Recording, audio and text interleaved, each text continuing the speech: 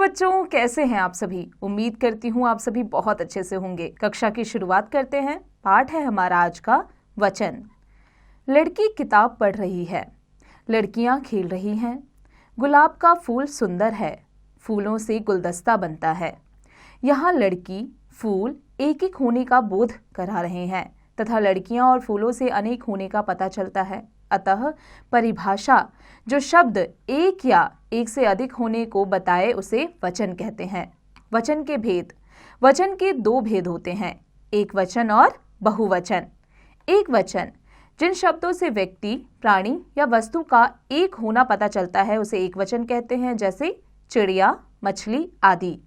एक वचन चिड़िया, मछली, पत्ता, चूहा, पंखा, गमला, लड़का, गुड़िया।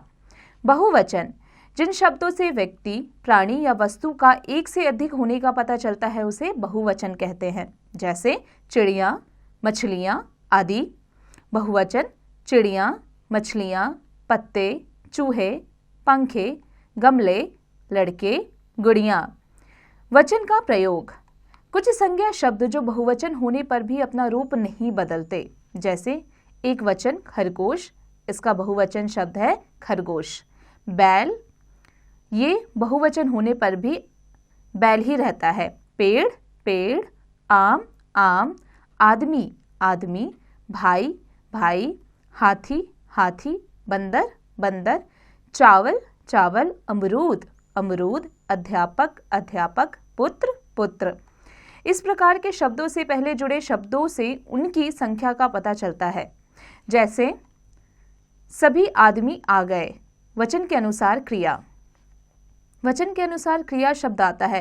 यदि संज्ञा एक वचन है तो क्रिया भी एक वचन के अनुसार होगी। यदि संज्ञा बहुवचन है तो क्रिया भी उसी के अनुसार बहुवचन रूप में प्रयोग की जाएगी, जैसे लड़की दौड़ी, लड़कियां दौड़ी।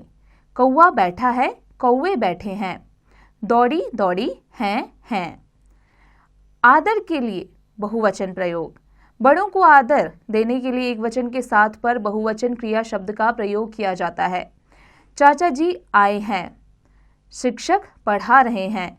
चाचा जी और शिक्षक एक वचन शब्द हैं। इन्हें आदर देने के लिए है के स्थान पर हैं प्रयोग किया गया है। वचन तथा संज्ञा रूप। वचन बदलने से संज्ञा शब्दों के रूप बदल जाते हैं, जैसे लड़का, लड़के, लड़की, लड़कियां। वाक्य प्रयोग के समय बहुवचन शब्दों के रूप भी बदलते हैं। ध्यान दीजिए, व्यक्तिवाचक तथा भाववाचक संज्ञा शब्द सदैव एक वचन में प्रयुक्त होते हैं।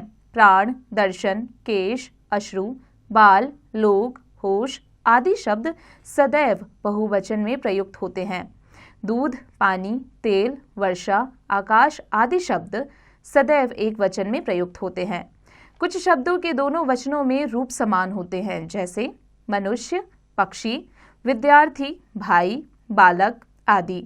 इनके एक वचन या बहुवचन होने की पहचान वाक्य में इनकी क्रिया से होती है। एक वचन से बहुवचन बनाने की विधियां। अ की मात्रा के स्थान पर ए की मात्रा लगाकर। कलम, कलमें। रात, रातें।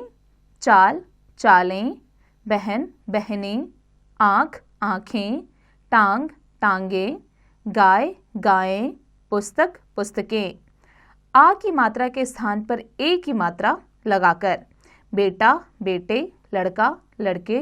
चूहा, चूहे। बच्चा, बच्चे। लोटा, लोटे। पंखा, पंखे।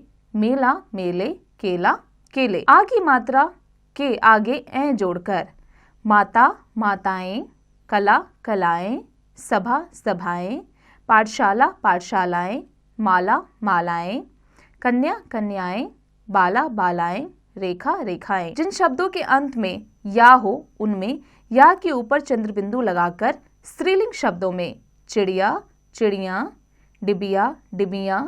चूहिया, चूहियां। बुढ़िया, बुढ़ियां। गुड़िया, गुड़ियां। बिटिया, बिटियां। जिन शब्दों के अंत में ई की मात्रा हो उनके आगे या जोड़कर स्त्रीलिंग शब्दों में गति, गतियां। तिथि, तिथियां। पंक्ति, पंक्तियां। जाति, जातियां। मणि, मणियां। रीति, रीतियां। ई की मात्रा के स्थान पर ई की मात्रा लगाकर तथा अंत में या जोड़कर स्त्रीलिंग शब्दों में रानी रानियां, स्त्री स्त्रियां, तितली तितलियां, नारी नारियां, कापी कापियां, मछली मछलियां। आओ दोहराएं। शब्दों की संख्या बताने वाले शब्द वचन कहलाते हैं। वचन दो प्रकार के होते हैं, एक वचन और बहुवचन।